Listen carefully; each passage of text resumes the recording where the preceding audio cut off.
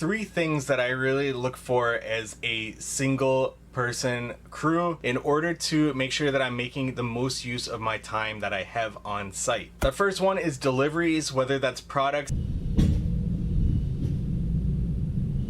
bins, or rental equipment.